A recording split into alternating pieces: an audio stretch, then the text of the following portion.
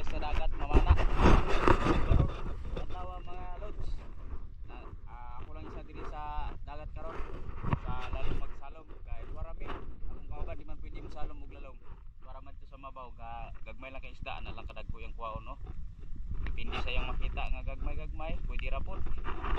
Diri ako guys sa lalom-lalom mga lods. Ako diri sa Tiktabon karon Island. Tabon Island sa Zamboanga City. Dala mga lods, pwede ko sa kumana. Kaya ako na diri sa dapit sa may medyo lalom-lalom gamay. Dala. Oh, dito mga lods no, habang pa-warm up ako dito, may nakita ako ditong trigger fish kaya sinubukan ko nang tirahin at tinamaan naman mga lods. Maliit to mga lods pero goods na, pang sugba, pang ihaw. At ito, gusto pa sana siya pumasok sa bato pero hindi ko na pinayagan pumasok. Tinira ko na.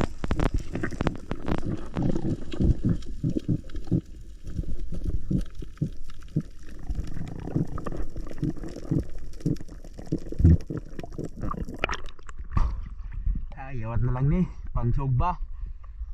First time na isda. Drop shot. At pagkatapos ko ma-secure tong isda mga lods at pagdating sa unahan, dito na ako sa medyo malalim konti hanggang abot ito na 10 dupa. Kaya dito mga lods, padahan-dahan ako pababa habang may nakita akong palalapit na samaral. Kaya ito, sinubukan ko ng tirahin mga lods pero hindi ko naabutan yung nauna kaya dito tayo sa ulahi. Ayun mga lods, sapol yung buntot niya kaya binatawan ko na lang yung pana kasi hindi nag-release yung reels ko. Kaya ito, iniwan ko yung pana sa ilalim at tumungan na ako sa ibabaw.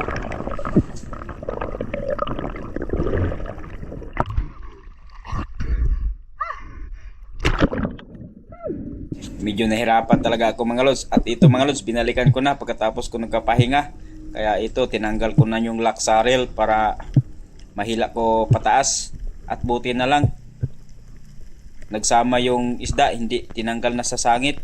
Kaya nahila ko pataas kasabay na yung reel umiikot. Kasi medyo malalim itong mga lods, hindi ko kaya sana pero sinubukan ko, nakita ko naman yung samara kaya sinagad ko na.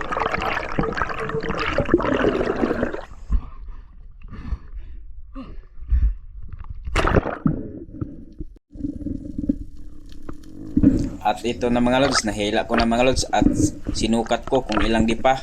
Ang aabot ito mga lods ng 10 dipa mga lods. Kaya ito nalaman ko kung gaano kalalim. Kung feet naman ang sukat mga lods, aabot ito ng 50 feet. Kasi yung height ko mga lods, 5 flat lang. Kasi yung dipa ko, 5 feet din. Kaya ito ang sukat, 50 feet. Unom. Unom.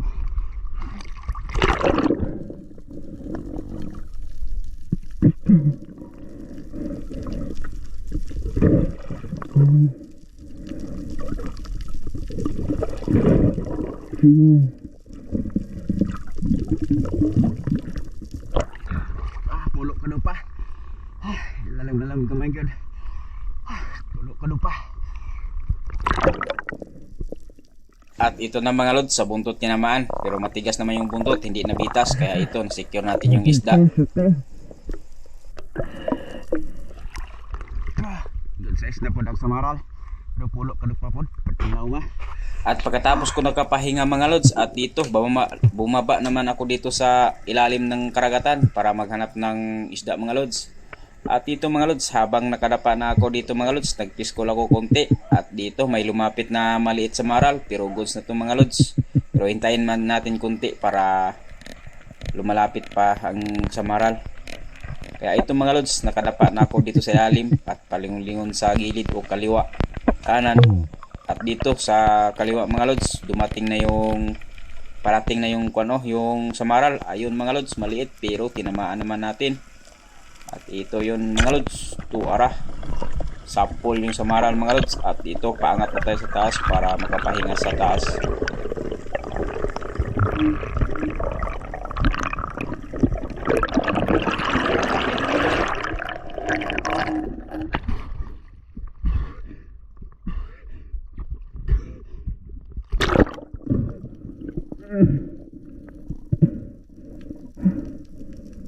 dati mga lods, yung una naman na ako dito sa Tiktabon Island, ang Samaral nandito lang sa 3 meters ang lalim. Ngayon wala na mga lods, nandito na sa pulo kadupa mga lods. Kaya nahirapan ako dito sa mga Samaral. At pagkatapos ko nakapahinga mga lods at na-secure ko yung maliit na Samaral at dito sa unahan, pagdating ko sa unahan banda at nagsagawa naman ako ng panibagong pagsisid dito mga lods. At dito padahan-dahan akong pababa sa ilalim.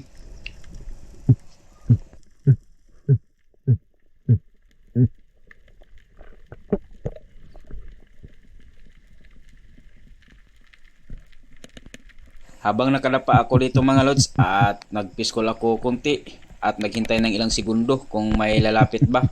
At dito mga lods, hindi ako nagkamali, lumalapit naman yung Samaral na naman. Kaya ito, hinintay natin ang Samaral para matira natin mga lods. Kaya ito mga lods, parating na, ang bilis lumapit sa akin. Kaya ito, nasapol na yung Samaral mga lods, tinamaan naman natin, hindi tayo na bigo mga lods, na huli din natin yung Samaral.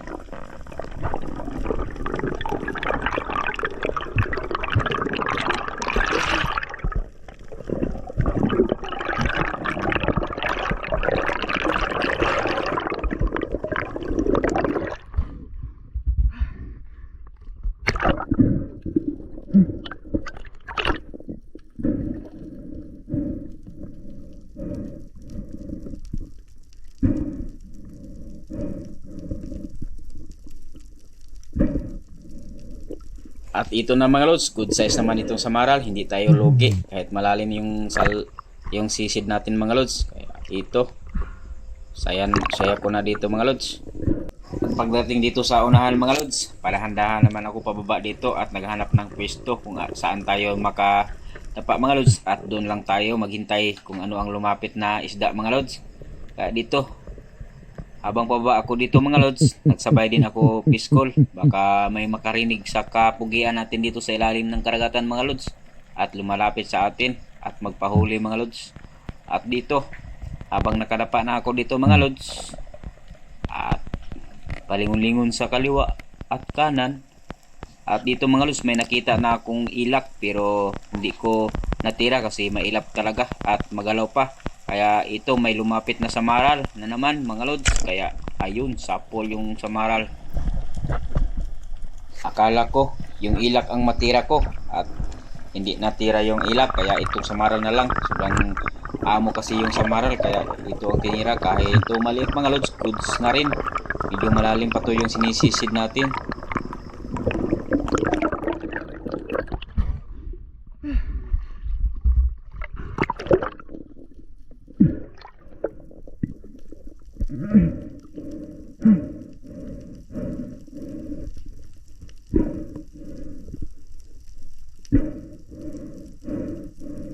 Hindi pa siya magpahuli sa akin, no? Kahit natusok na sa pana.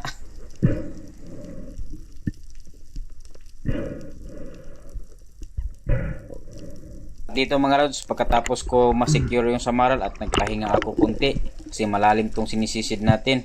Kaya dito mga lods, pagkatapos ko nakapahinga at nagsagawa na naman ako ng panibagong pagsisid dito sa ilalim ng dagat mga lods. Kaya dito, padahan-dahan ako pababa sa ilalim.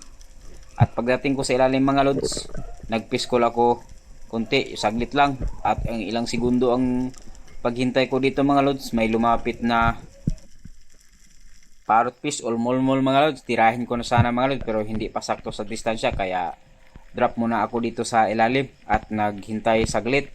At ang ilang segundo ang paghintay ko dito mga lods, may lumapit bigla ng sweet lips. Kaya ito, hinintay ko lumapit pa talaga para matira natin.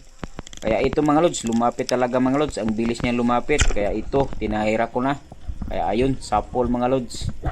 At paangat na tayo sa taas. Kaya medyo malalim itong mga lods.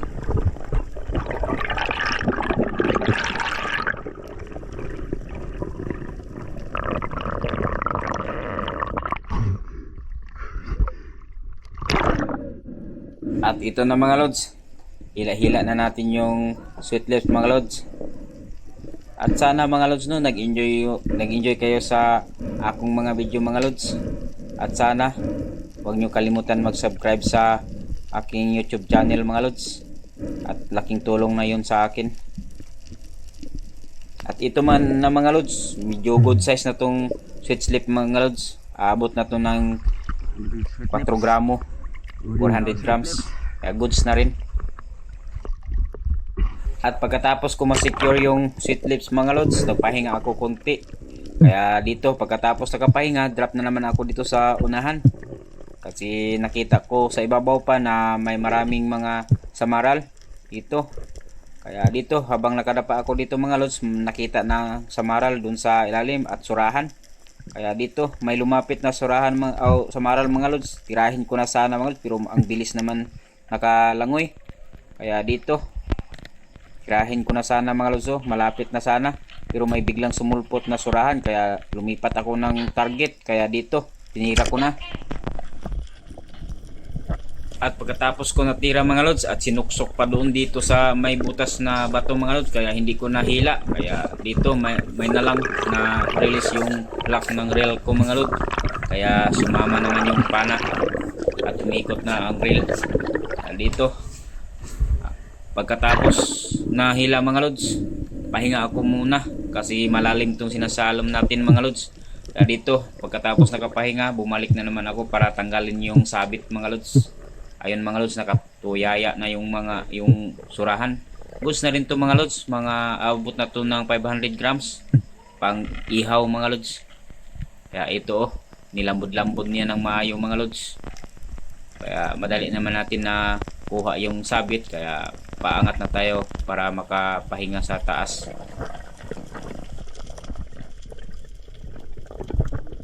At dito mga lods, paangat na ako kasi hindi na tayo magtagal sa ilalim mga lods, kasi solo dive lang tayo ngayon. Kaya mag-ingat tayo sa pagsisisid mga lods. Pakiramdaman natin yung katawan natin, kung medyo pakiramdam natin ni kinapos na tayo sa hininga, kaya umangat na tayo kahit wala ang isda ang lumalapit.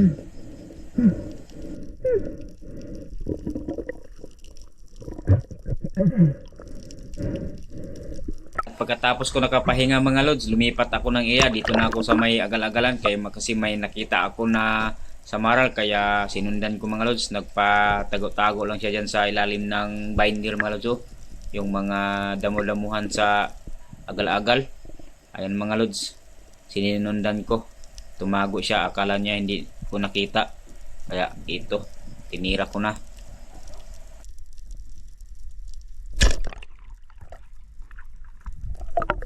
Ayun, tinamaan natin. Barbecue ang kinalabasan ng samaral mga lods. Natusok talaga.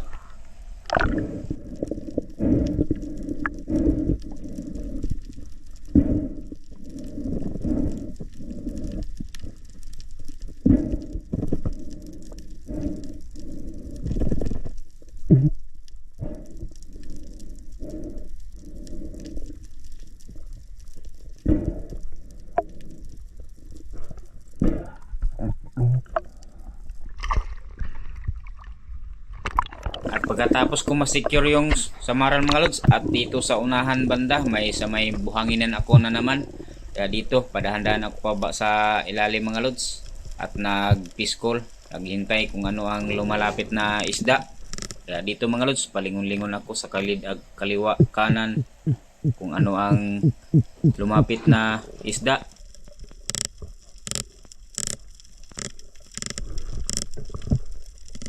At dito mga lods, habang nakadapa ako dito mga lods, palingon-lingon ako sa may likuran ko mga lods. At sa kanan may nakita akong maraming big eye tribale, maliliit mga lods, pero tinira ko na ito kasi wala nang malaki. Kaya sinugat ko dito sa kanan para makatira ako ng isa, kaya umiikot siya sa likod ko. Kaya ito mga lods, tirahin ko na ito, wala nang tong patawad. Kaya ayun, sapol yung isa. Nakahuli ako ng isang big eye tribale mga lods, maliit pero goods na rin, pang sabaw. Sana mga lods, no, parang awa nyo na, huwag nyo kalimutan i-subscribe at ang YouTube channel. Sana nagustuhan yung mga video ko mga lods. At ito na yung last video na ako mga lods, kasi pauwi na ako sa bahay kasi hapon na mga lods. Naghihintay pa yung pamilya natin doon sa bahay. Maraming salamat sa inyong panunood mga lods.